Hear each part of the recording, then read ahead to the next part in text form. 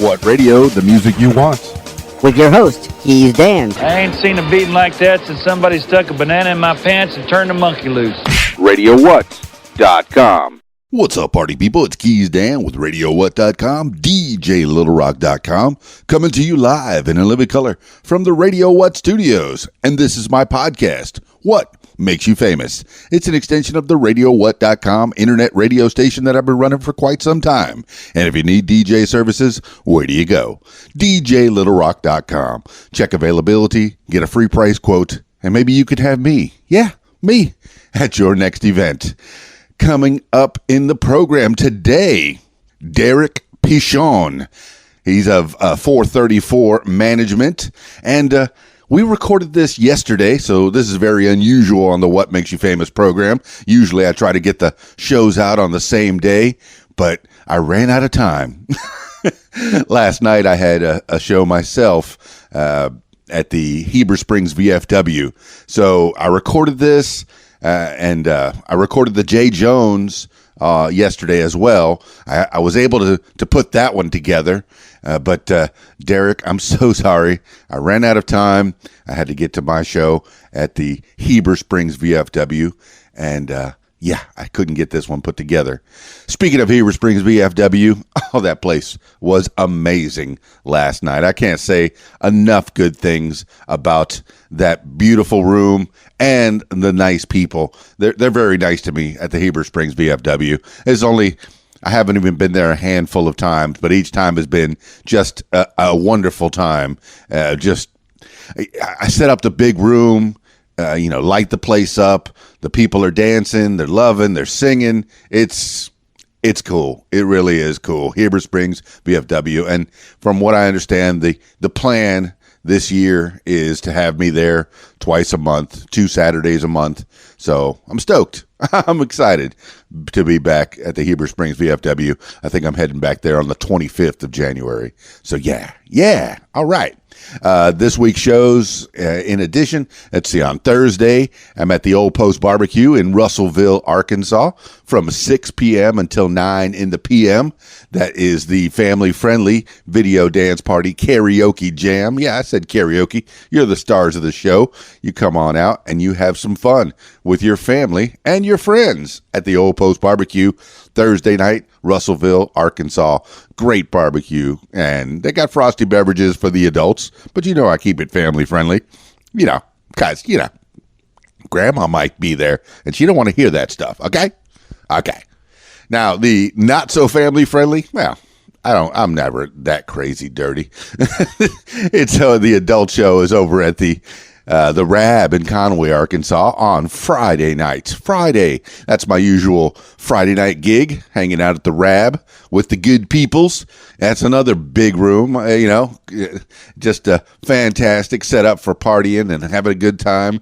It used to be the old supper club, and since it became the Rab, it's just, it's kept the tradition of having good fun with good people. They got the full bar, the kitchen, pool tables, 10 diamond style pool tables. Hey, I don't know exactly what that is. I'm not much of a pool player, but diamond, they've spent a lot of money on these tables, and they're fantastic quality as far as all the pool players are concerned. They always seem to brag on these cool tables, and they look nice. They look real nice.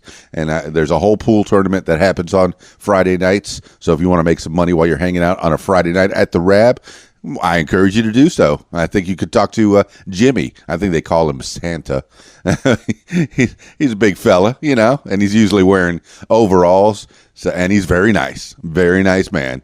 And you can get to be a part of the pool tournament on Friday nights at the Rab. And let's see, they got the shuffleboard outside, foosball, darts, giant Jenga game, giant checkers game. So there's always something to do at the Rab while you're waiting to sing with little old me on the big stage. All right. Without further ado, let's get into it with Derrick Pichon, because it sounds very, very French, and he's from Louisiana. I got to speak to him in the La Quinta Hotel in Little Rock, the Little Rock La Quinta on Broadway, right downtown, real close to the venue where he was last night with the Big Shoe. And from what all the pictures I've seen and all the reports, the Big Show went extremely well. Ooh, spoiler alert. All right, traveling to La Quinta, Little Rock to see Derrick Pichon now.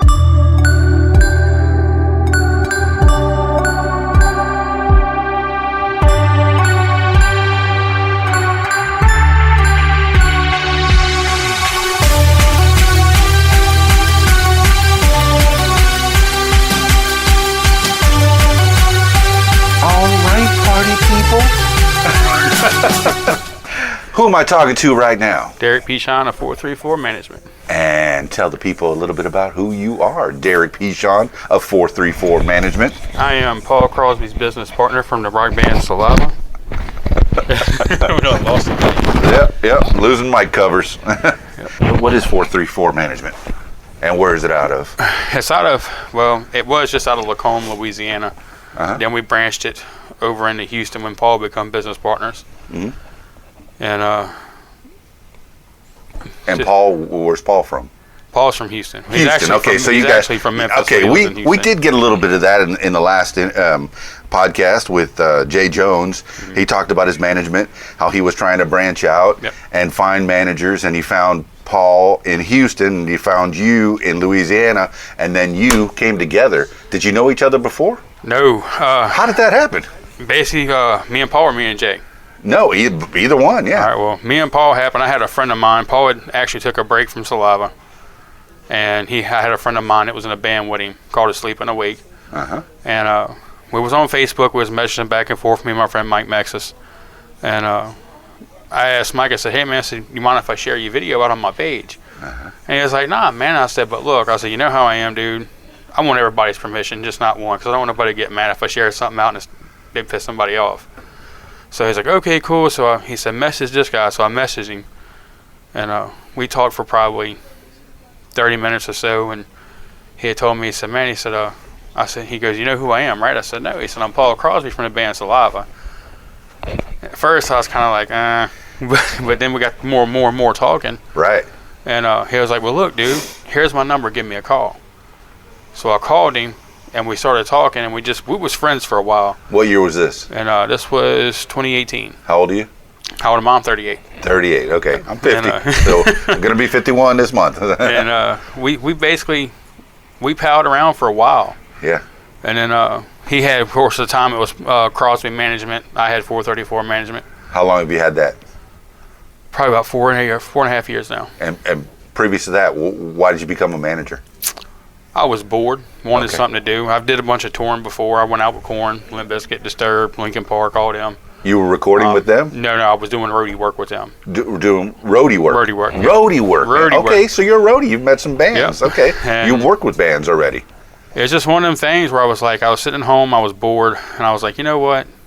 I want to get into doing something with music again. Yes. I can't play instruments to save my freaking life, man, but I was like, yeah, I love Same. music.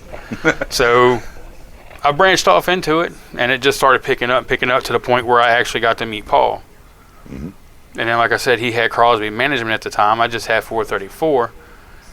And we just kind of passed bands to each other, did what we wanted to do for a little while, and then we was like, you know what, let's just kind of partner up and help each other out. You scratch my back, I scratch your back, and we leave it like that. Right. It's probably about a year into that, I called him up and I was like, hey man, I said, what would you think about just like coming full-blown business partners with 434? And he just kind of laughed and he was like, you know what? I like that idea. Let's do it. Mm-hmm. So we just kicked it off from there and went. I think it'll make you stronger. Oh, it did. And has it? It's made it a lot stronger. So how many bands did you have at the time, or how many people were you working with at the time, and how many was he working with, or does it work like that? It did at the time. He had, I think, 13 bands of his own. I had like 10 or 12 of my own at the time. We just kind of merged them together. And of course, we had previous agreements with each band. Right. So basically, what we did was I handled my stuff, he handled his stuff. But when he needed help, I helped him. I needed help, he helped me. So we just honored our agreement with the other bands until it got to the point where we filtered every band down to the point where when they re-signed with us, they re-signed under me and him. Excellent. And we just brought it on like that. So it's all 434 management. Why 434? What's the name? Well, 434 is actually a street that I live on. Okay. It's a street that my Aunt Sally was born on. Where? It's in Lacombe, Louisiana. Lacombe, Louisiana. Yep. Is that what kind of town is that? Big town, little town? It's small. It's a little country town. It's right in. It's about 30 minutes north of New Orleans. And that's where you grew up? That's where I grew up. Yeah? Yep. Born and raised? Born and raised. How fantastic is that, man? I love the style of talk that you... All right, you're going to say, I don't have an accent. You have an accent. No, but I love the manner of speaking that you have, man. Very, very southernly, very sweet, man. And I'm liking the way you talk. So what did you learn growing up in Lacombe? Lacombe. Lacombe? Yeah, Lacombe. Well, basically it was French. It was hunting, fishing, dirt track racing. You missed the opportunity, man. It was hunting and fishing and loving every day. That too. But it's been fun, man. And like I said, the opportunities I had before I was into this was just amazing. I had a friend of mine who brought me to a Linkin Park concert. Yes. When was this? And, what year? Oh hell, I wasn't even out of high school yet. I was just turned 17, so I'm gonna say back in 99. 99. Linkin Park. They hadn't even had their first. The CDs wasn't even. They didn't have CDs. It was still on the little Street Team. Okay, so you're catching them just before they caught on fire. Just before. They didn't even have their first video out yet. And they showed up. They was on tour with Cottonmouth Kings and Cannibal Corpse. Okay. They was opening up for both of them bands. Out of these three, which one do you know the best? I didn't know any of them, man. Yeah, but now, think about it, Yeah, it's kind of scary, man. I mean, it's... one out of three back hit on all of it. big. I was showing Mary some pictures last night of me with them guys and everything, and just doing a interview now just made me just have like a flashback. Like, Go tell me the story. Tell me about it. Well, Linkin Park, they really the ones that gave me my start in the roadie business. Okay. I was at the House of Blues in New Orleans at their show, and their manager was struggling to get their stuff up on stage. And in New Orleans, I don't know about other House of Blues, but they have an elevator. And you bring stuff off the bus, put on the elevator, go upstairs, you at the stage. And he was struggling, and I just reached over and helped him. And he was like, man, you just moved that case by yourself. And I was like, well, I'm just trying to help you, man. I see you struggling. I don't want to see somebody struggle. Yep. And he was like, man, I like your thinking, man. He's like, come up with me for a minute. So we went up. I helped him get it up on the stage, and I eventually went out into the crowd listening to the bands. Well, he come and found me. Yeah. He's like, man, I want to introduce you to somebody. Come back with me. So he brings me back, and he introduces me. Actually, it was to Chester Bennington. And at the time, I didn't know who Chester was. I don't know who that is. No, don't know who you are. You're just a guy playing music on the stage. And he turns around, shakes my hand, and he goes, Chester, this is the guy I was telling you about that just seeing something needed to be done and just done it without even being asked. And he looked at me, he said, man, we need somebody like you to help with this show. He said, is there any way you can go with us? I said, yeah, I can probably do that. He said, no, I mean tonight. Yeah. And I said, okay. I said, well, let's do it. So you're a teenager. You clear your schedule. Yeah, that's cleared. I called my mom and dad, told them what was going on. They packed me a suitcase, met me in Slidell, and we passed on through going to Florida. I'm joining the circus, Mom. It was pretty much 6 months later. Yeah. I come home for the first time, and I was home 2 or 3 weeks, and my buddy James Hackendosh had called me, and which is the guy that gave me the job. Right. And he said, he said, look, man, they got this new band, Disturbed. I want you to come go roadie with me at Fountain Blue Entertainment. And I was like, okay, let's do it. Yeah. So that first 6 months, you were exclusively roadie with Linkin Park. Linkin Park. Yep, just running back and forth. And then continued? And it just continued. Went out with Disturbed for a little bit with him. And I come right back off of Disturbed, and I was home maybe a week. And James called me back up. He goes, hey, man, what would you feel about going out with a band named Trust Company, Disturbed again, and Korn on the Pop Sucks tour? Why not? And I was like, well, let's rock this. So, because growing up hearing Korn, I remember 6th grade year hiding from the teachers with a Walkman, trying to listen to Adidas from Korn. Right. And that was because they was huge back then. Yeah, so all day. It was dude, that 7-string. Dude, it was an honor, man. I mean, them dudes, that's a whole nother different level. And Jonathan, you meet people all the time in this business, and some of them they think they're on cloud nine, snooch you. Them dudes there, man, hands down, it's the best dude you ever want to meet. Yeah. And it's good to work with good people, man. It's nice to be nice to people. It and is. You got this job just being nice to somebody. Just being nice. Just exactly. being nice. Being myself, being nice, not trying to be something that I wasn't. You got a lot of that these days. There's everybody trying to be something that there's not. And, and it just led up from there. And I did that for quite some time. And then, of course, got married the first time. Then we got separated, and I got a new wife. And I was kind of in that verge of wanting to still do it. Early 2000s? Yeah, it was 2004. 2004? And she had called me up. And back then, back then on the tour buses, you still didn't have cell phones that you just picked up and got on. Right. You still found easier ways to get in touch. But she had called me. And if I ain't mistaken, she actually put it on my pager. I had a beeper at the time. Yeah.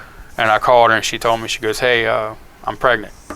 Yeah. And I said, okay. Okay. And I sat down for a minute, and my buddy James Hackendosha told me, he said, D, go be a man, dude. Yeah. And I said, you know what, you're right. And I left when I come home, went to work, and did my thing. And then we had another kid, and they all grown up now, so now it's Daddy can go out and do what he wants to do. So that's one thing, Derrick, about being a touring musician or the touring roadie of the musician is you give up a lot of things, man, including family life, including friends, including even your closest relationship, moms and dads and stuff like that. Yep. You give all that up to go be on the road and be in the circus. That's right. Like I've said it once, I'll say it again. You're touring, man, and I mean, you got to have a certain kind of lady or gentleman, depending on who you want, to put up with that. And did you find that lady? Well, I definitely did. She puts in 100,000,000% between me and them kids. Mm-hmm. And she handles everything at the house. And she knows this is what I wanted to do my whole life, is just do what I'm doing now. So when she seen me actually start hopping on that opportunity, become business partners with Paul, and it just started picking up to where she was like, baby, this is your dream. Mm-hmm. Go get it. You give me my dream, go get yours now. So that's where we at now, and it's hard sometimes being away from the wife and the kids and everything, but nowadays it's not touring like we used to. I come out 3 or 4 days, go back home, everything else. So it works out really good, man. You get to be home every week, though, Derrick? Pretty much. At least, Pretty much. But just even being away overnight is tough sometimes, man. It can be. Yeah. So, all right, let's go back to Lacombe, Louisiana, a young man of 17. We already know that you set the world on fire and started heading on your journey into the music business. But previous to that, what were you as a young lad in Lacombe? Everyday kid, man. Hunting, what I thought was everyday kid. I loved to hunt and fish. And I get in trouble a lot for skipping school because my teachers knew across the street we had an old river called Stark River. Mm-hmm. And they knew when they didn't see me in school, they knew I was over there on that side of that bank sitting there fishing. They'd go down there and get me, or they'd call my mom, your son's back fishing again. And so we was that's always a small town, man. They know. They know. Did you know all the cops by name? Yeah, we knew all the cops by name because in my town there was only 3 cops. Yeah. So you had 2 on the day shift, 1 on the night shift, and they rotated. So you knew everyone that was included in that. Why am I thinking about a Louisiana swamp? Was it like swamp life? Was it the bayou? Or no, that's actually a little further south from me. South from you? It's still north of Louisiana. North of New Orleans. It's still there. Yep. Yeah. And so, did you get into the city at all? I used to go to the city all the time, man. I actually love going over there. I love the culture of my hometown. Or should I say my home state? I absolutely love that culture.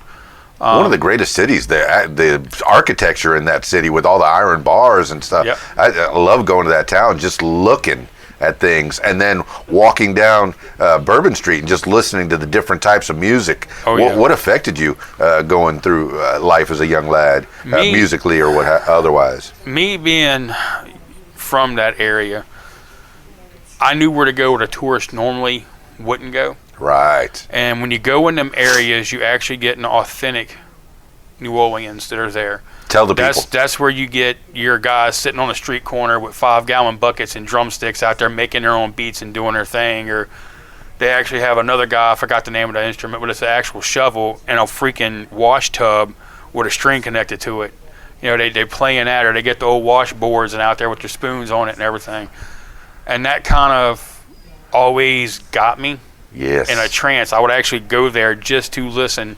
Friends of mine would be down going to Bourbon Street to get drunk and chase girls or whatever. I was actually going there to listen to the music and the sound of it. That almost sounds like go-go music, man. And when I was in D.C., the few times that I did when I was a kid, there was a couple kids on the side of the road playing a bucket and just doing their thing, keeping a rhythm going. They do. And maybe doing a little rap or singing or along with them. But most of the time, it was just the music that could put you in a trance. And see, my thing with them 5-gallon buckets, I don't know if you ever noticed it, there's actually, people think they can pick up a bucket and just beat on them and it's going to sound good. There's actually a certain way that they move them buckets with their feet. Yes. They know just how high to raise it, where to tilt it, and it makes all the different sounds. Really cool. If you ever been in New Orleans, check it out. Did you ever play any of this? Did you ever try it? I've tried it. I ain't going to lie. I've tried it in a barn, out in the woods, away from everybody. But Nothing that you can call a skill, that you can get out on a street corner with a hat and try to make a couple bucks? Nope, I couldn't do that. All right, Derrick. Did you play any instruments at all? I play drums a little bit. I just like to get on there and do a little beat and whatever, you know. So you did get out there and beat the skins a little bit. You do. I mean, when you're in this line of work, you know, eventually you're around somebody so much and you see it, it just becomes, I guess, your brain works with your hands and your feet. You know, you just start doing it. And it really, you learn stuff. You can actually play the drums all the way? I can play them. I'm jealous. I know a couple chords on the guitar. I mean, I can't play it, but I know a couple chords on it. Yes. You know, I have 3 guitars at home. I can't play a lick. I mean, okay, yes, I know a couple chords. 2-finger Ted. I guess I could play like that, but no. I'm jealous of these musicians out there that are doing the job. I play the music. I'm the DJ, you know, but I know that I'm the guy that's just pressing buttons. I'm not the guy that's making that music. Right. And you're even helping those people, man. We try to, man. I mean, it's you know, we have the guy you interviewed a while ago, Jay Jones. We had him, and how I met him, seeing as how we was talking about which one I met, I'll tell you how I met him real quick. Let's go. Basically what happened was Paul hit me up. Was basically dealing with just rock, heavy metal type scene music. Yes. And Paul hit me up. He goes, D, I got this cat. You want to break off in the country, man? I got the perfect dude right now. And I was like, really? He goes, yeah. He goes, I'm going to send you some stuff. Let me know what you feel. I said, okay. So he sent me some things, and I went outside to take care of something. And I heard something my wife was blaring on the radio. And I come inside, and I was like, who was that? And she's like, this is somebody Paul just sent. Because sometimes my wife gets into my emails and listens to stuff getting sent in too. And I was like, man, that's really good. And I noticed my 15-year-old and my 13-year-old was sitting, on the couch bobbing their heads. Yes. And I'm looking at that, and I'm like, my wife's bobbing her head, I'm bobbing my head, kids are. I was like, man, this dude, I'm going to listen to some more stuff, dude. Because I've had a lot of artists that sends me one good thing. Right. And it turns out to be a disaster. Right. I get that all the time. I started listening to him, man. And the more I listened to him, I realized, you know, I was like, you know, I'm just going to call Paul back. And I called Paul, and I was like, look, we need to get this guy. I was like, this dude is something phenomenal. And we picked him up, and then me and him got on the phone, and it just went in an awesome way. It become more of like, okay, yeah, I'm your manager, but I can pick and we can joke and we can cut up. What's the timeline on this? Probably 2018? Yeah, well, we signed him 2019? We signed him 2019. 2019. Early? I want to say mid, so I want to say around August, if I'm not mistaken. Yeah. And I mean, just the phone conversations in between me and Jay and Paul, and then it got to the point where it was just like we all joke with each other, and somebody ever got a hold of my phone or Jay's phone or Paul's phone and seen the way we talk to each other, ooh, it wouldn't be good. That's that locker room talk, man. No, that's how you talk with your friends, you know, and that's good that you're building that kind of a relationship with your clients. Yep. It's not very well heard of that the manager is actually friends. Well, that's what can become, you know, get that kind of relationship. That's what me and Paul strive on. You know, any of our bands, we try to maintain constant communication. Excellent. You know, we tell them we want to talk on the phone once a week. You know, even if we don't have nothing to do but say, hey, what's up? How's your mom? How's your dad? Whatever. We want that communication. You know, the same thing like our booking agents, so like Mary Holt and all them. You know, we maintain that because we feel like if you want to be family orientated, you're going to have a family. When you got a family, you have something strong. Yeah. Not, okay, well, I signed you. Thank you for your money.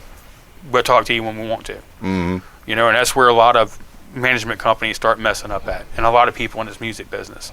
Yeah, you're building that Jerry Maguire relationship. Trying to. Show me the money.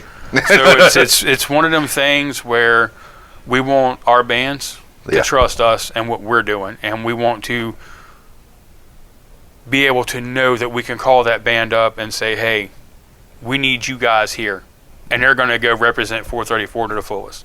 You know, because they want to see everybody succeed. And even our bands tour a lot together too. You know, we got Jay Jones on this with Mason Jar Revival.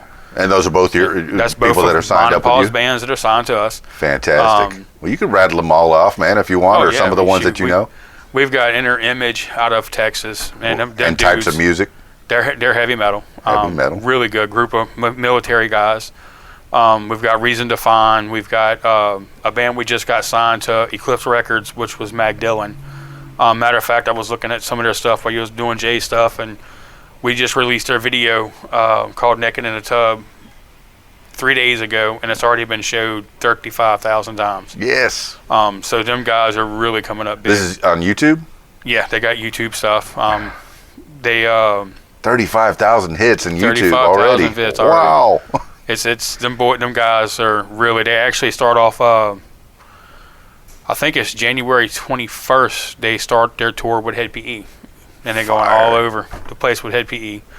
The other good band we have is a band called The Northmen. They're kind of rock music. Man, them dudes been opening up for everybody. They're a really good group of dudes.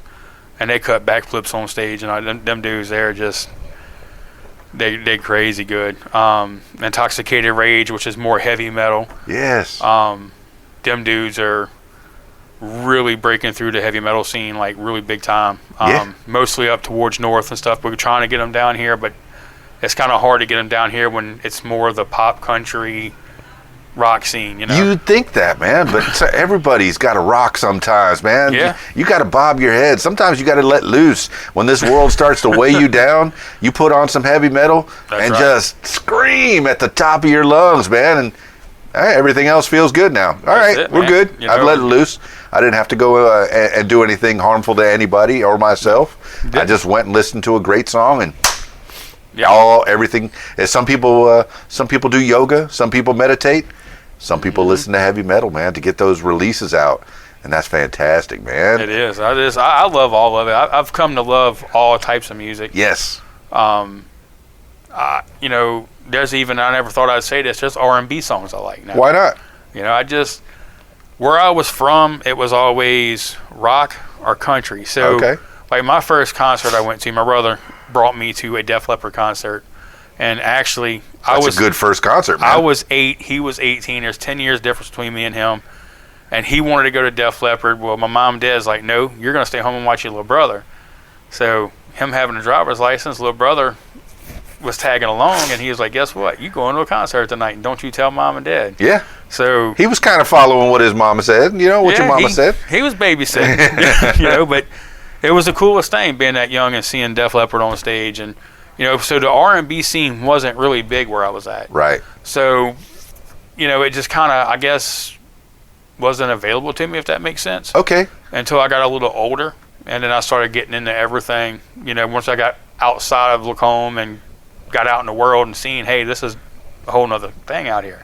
Man, Derrick, you're letting me know some people are born in a box. Yeah. You know, some people get put into a box. You do. And that's where you were. You were listening to country and rock. That's it. And rock. That's it. Those are my things. And all your friends listen to the same thing. Yep. And nobody's breaking out into hip hop or R&B. Nope. See, man, I'm from Miami, so I had it all. I had it all. Everything at my disposal. Everybody comes through there, and shoot, that's good, man. It's good to know that there are people like that. It is. And so you broke out, and now you're listening to everything, and What's in your playlist right now, for example? Man, it's everything from, believe it or not, Golf Brooks to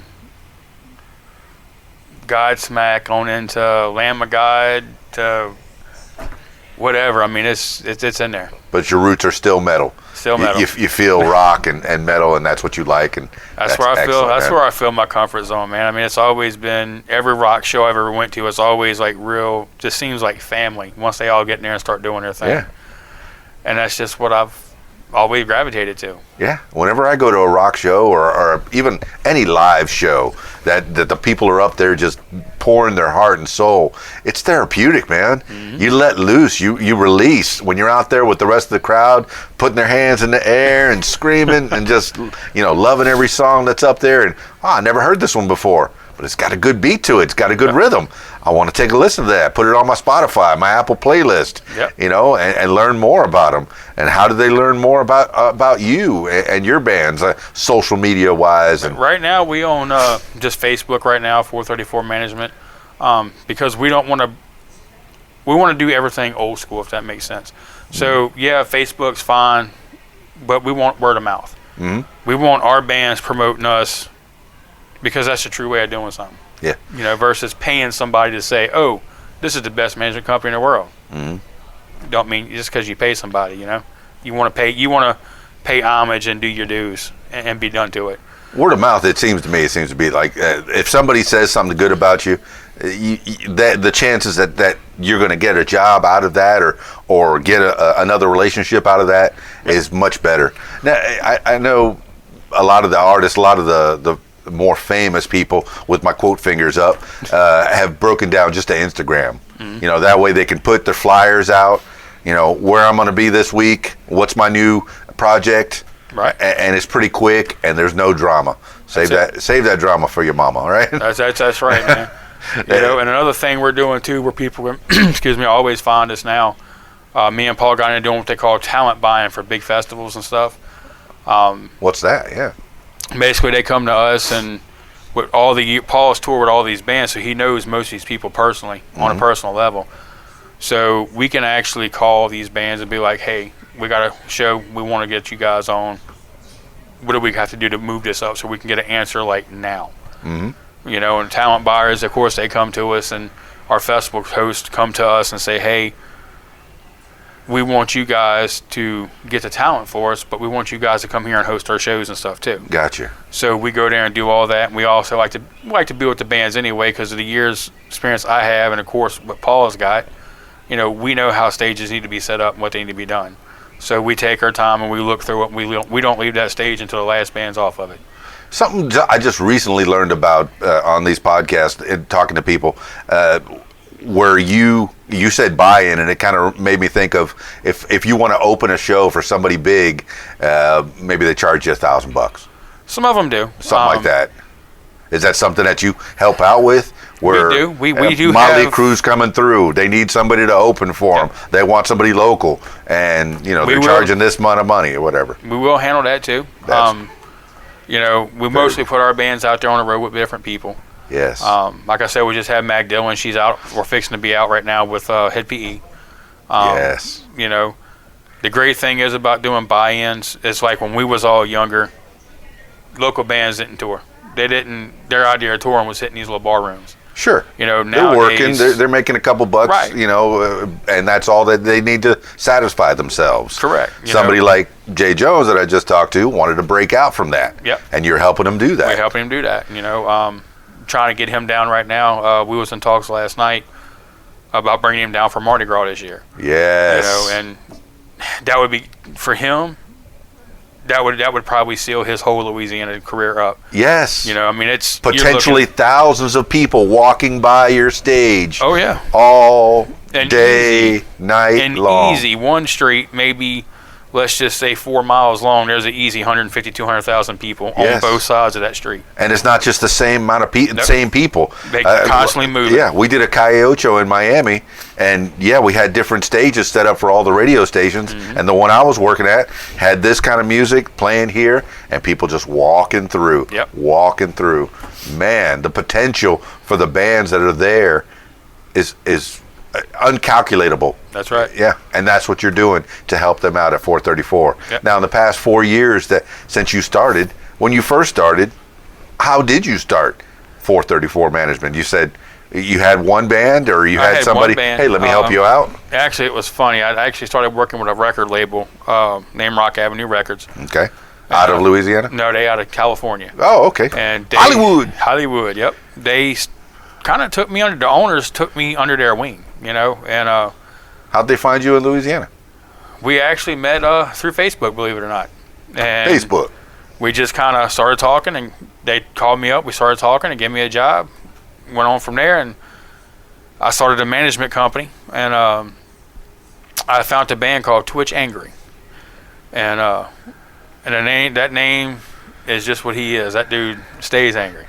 He's funny, but he stays angry. I'm thinking metal. And he's very metal. Yeah. He's very punk metal.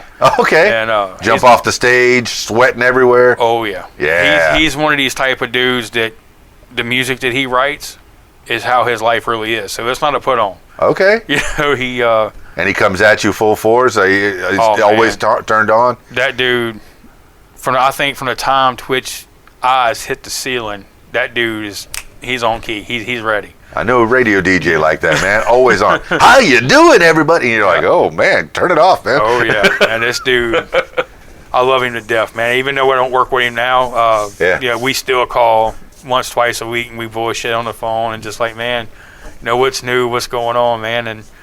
But I got him, and I signed him to Rock Avenue Records, and that was the first band I ever got signed was him. And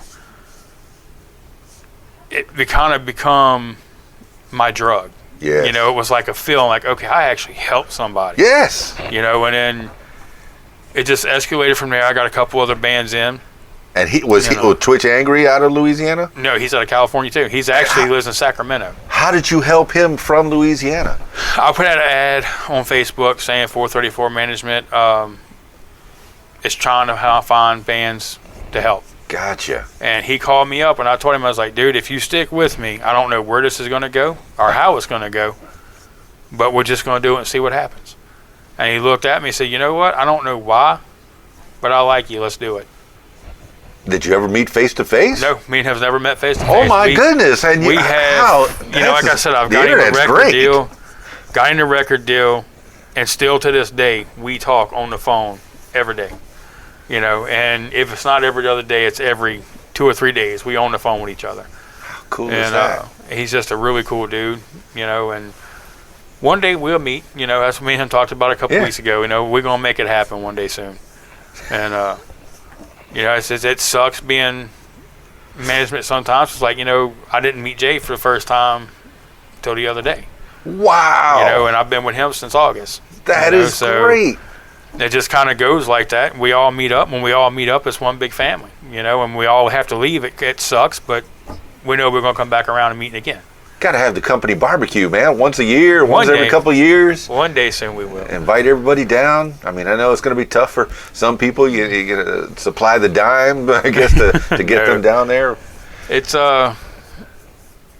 been fun, So this company's growing. Yeah, after Twitch Angry. Well, we've had 19 bands signed to either some type of record deal or a major record deal.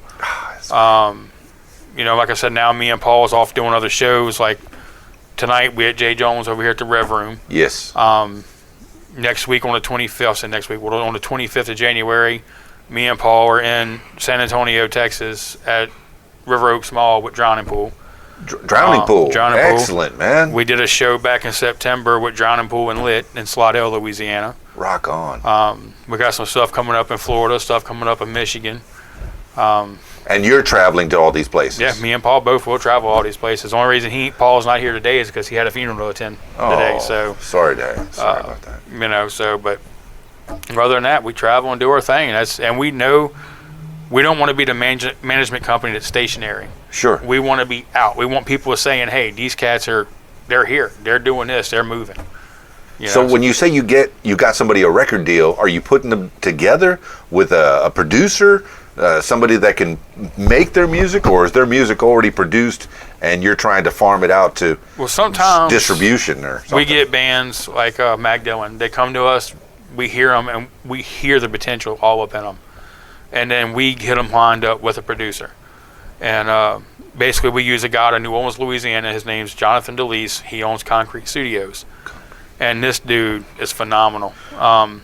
We set him up. He goes in, does everything with him, and gives us the new stuff, and we start shopping on the labels. And sometimes they bite, sometimes they don't, but most of the time they're biting. Now I'm seeing a guy probably with a big board in front of him. No, probably a computer then. Got a little computer and a little bitty board on the side of it. How amazing is that? How you can do everything in a computer. Yep. Now, the bands, are they sending him licks and drum beats, and he's putting them all together? He'll get them to send them some stuff, but then he makes them come to his studio. Okay. And records the whole thing from scratch. And then he starts, I can't even watch his fingers on the keyboard. Don't even look like he's just 100 miles an hour, but he's putting stuff together, and he's watching these little squiggly lines and these little lines jumping, and he's putting stuff together. And when he gets done, it's like, wow, dude, how did you get that from a squiggly line? Yeah, the man's got a good ear. Yeah. Well, I do commercials on my Adobe Audition, and I can cut out pieces that I don't want without even listening to it. And he's doing this on a whole nother level. He's with doing different it while instruments. They're singing or they're playing guitar. He's doing it while they're moving. Fantastic. If you want to hear some of his stuff, you can go look. Like I said, Sleep and Awake. You can go look at Mag Dillon. That's some of the bands he's done for us so far. Okay. You could shout them out, promote them, give their list, places that they can go on social media for them. Yeah, you can find them all on Facebook. Yeah, and they're all going to be at 434 Management. You're just sharing them on that page constantly. Do you want people to contact you directly? They can. How do they contact you directly? They can contact me by a phone call, email, which is d434management@gmail.com. Or they can contact Paul at crosbydrum72@gmail.com. Of course, my phone number, it's on the page. We don't get Paul's phone number out because of no need. some crazy stuff that's happened before. I write my number on every bathroom wall. Man, I got to tell you the story, man, because it's there and it's funny. So I was driving one day with my wife, and this old lady, I don't even know how old she was, but she was an older lady. She calls my phone. And she's like, I need to speak to Paul. And I was like, I'm sorry, this ain't Paul's number. I said, but if you need to talk to him, what's the message? I'll relay it to him. If he feels it's important, we'll call you back. No, she's like, you're not hearing me. I want to talk to Paul now. Ooh. And I was like, ma'am, I'm sorry, that's not going to happen, but you have a nice day. And I hung up. Well, she immediately calls me back. She's like, let me tell you something, you mother. I want to talk to Paul now. I'm in love with him. I had a crush on him. And I was like, oh my God. So after we finally got her blocked and got everything took care of with that, we was like, yeah, we're not giving your number out, dude. It's just too much. Yeah. Oh, okay. All right. Hey, once you get to a certain level. That's it. And I'm guessing Paul's pretty? I'm the pretty one. Yes, he is. Yes, he is. I'm sorry, ladies. He's taken. Yeah. Paul's a great dude, man. For somebody like that's on Paul's clout and what he's done in this world, to even give me the opportunity to become business partners and trust me like he has is just a feeling. It's phenomenal. I can call that dude any day of the week and be like, hey, dude, I need this, and he'll make it happen. I have no doubt that boy's got my back a million times, Yeah. And it makes it. Partnerships can go a few ways, man. It's nice to have somebody that you can share responsibility. Some people, most of the time, partnerships are he's the numbers guy and I'm the face man, or, how do you share the responsibilities? Well, I handle some stuff. He does handle the other stuff. But I think it's knowing what's the truth in me and Paul is I'm kind of the more behind the scenes thing. And let's face it, he's a A-list celebrity, and he's with this. So obviously he's going to be the face of this company, Yeah, saliva. Get it. It'd be stupid not to. That's what he told me when I told him. I was like, man, would you mind? He goes, dude, I didn't work 25 years behind a damn drum kit to not throw my name out there. Yeah. He's like, throw it. Let's do this. Let's make it happen, So... And our intentions, me and him talk about this on a weekly basis. Our intentions is to bring this company to the top. Yeah. We want it there, Yeah, he worked hard, behind the drum kit. You worked hard as the roadie for various bands, and together you're going to work hard to help other people come up. Right. And that's what we're supposed to do. Once you learn skills, you're supposed to be helping the other people up. And if everybody thought like that, if everybody did that, yeah, you're making a couple bucks, but you're helping people on the way up, man. Pushing them up, bringing them up with you. Because when you bring somebody up, not only is it going to build your name up to that point, but when them people go beyond that, they're going to pull you with them. Correct. And today I think it's become a problem with the almighty dollar. Do it. This one wants more money than this one. That one wants more money than that one. Oh, I'm better than you. Oh, I'm better than... If people would stick to the whole old term, nobody's better than anybody. We all put our pants legs on, one leg at a time. You'd be surprised where this little world can take you. Better believe it, man. That is words of wisdom, Derrick. Yep, thank you. I didn't know I was going to get all that. I just met you and I already like you, man. Thank you. So 434 Management and putting on shows. You got shows coming up, big shows, man. This is a big show tonight as we sit here at the La Quinta, January 11th, 2020. And you're representing Jay Jones and Mason Jar Revival. Mason Jar Revival. And they got a big show, and then you got Big Shane Thornton, man. I love that guy. I love that dude. I catch him at TC's in Conway, Arkansas, and he's fun. He's a lot of fun. You have some other. Who else is in the show tonight? That's the only two bands we have as far as under 434 Management is in there, but Moonshine Mafia. Moonshine Mafia. That's the one I was thinking of. Yeah, Moonshine Mafia will be there. I can't wait to see her. She seems to be like a really good high energy girl to watch on stage.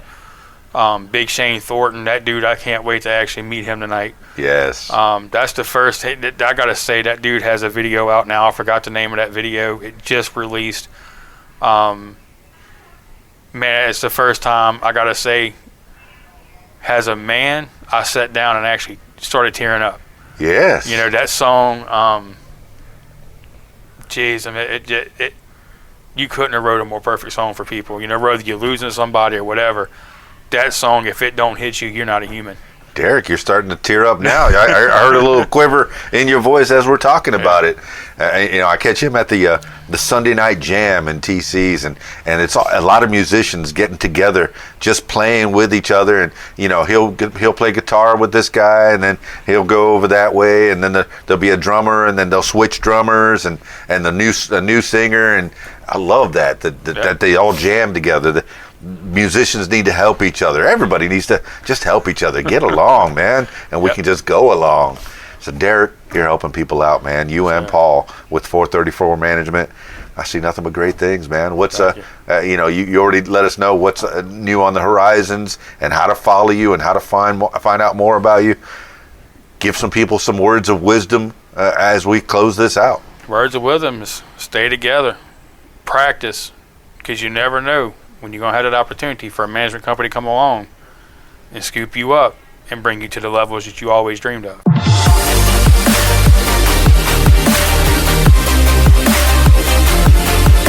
Well, there you have it, party people. Derrick Pichon of 434 Management. Kind of excited to give a chat with him.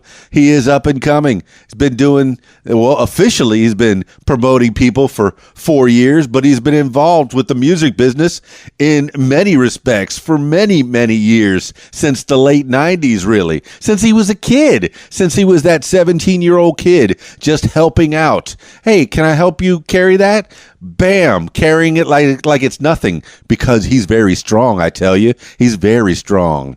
And he's very strong in the music business, and he wants to help you as a new band or even as an established band. Go visit with him at 434 Management, him and Paul of Saliva. Cool. I like it. They got something good going on right in the South, and they're ready to help you wherever you are. The internet is strong with these people. Let me tell you, his first client out in California, and he's in Louisiana. It's amazing what you could do with the internet. Really, it is.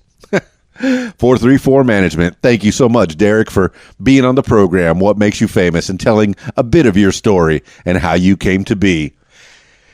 That's it for this edition of What Makes You Famous. If you want to tell your story, I encourage you to give me a call at 501-470-6386 or email info@radiowhat.com. That's it for me. What Makes You Famous? It's Keys Dan, radiowhat.com, djlittlerock.com. Peace. I'm out of here. If you like what you hear, follow What Makes You Famous social media. Use the hashtag What Makes You Famous. Follow on Facebook at What Makes You Famous. Follow on Instagram at What Makes You Famous. Follow on Twitter at Makes Famous. And follow on YouTube at Keys Dan. Leave What Makes You Famous podcast a review and subscribe.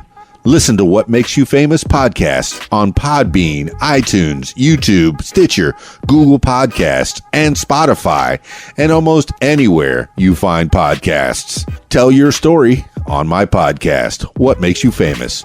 Call 501-470-6386 and leave a message to set up a time. You can support What Makes You Famous using the PayPal link, paypal.me/KeysDan. Email info@radiowhat.com. What Makes You Famous podcast is a production of Keys Dan Enterprises Incorporated at keysdan.com. Thank you for listening. Radio What? The music you want with some great quotes. Traditions are the group efforts to keep the unexpected from happening. Barbara Tober. The music you want. RadioWhat.com. This is Keys Dan. And this is Shelly G. And you're listening to Radio What? .com.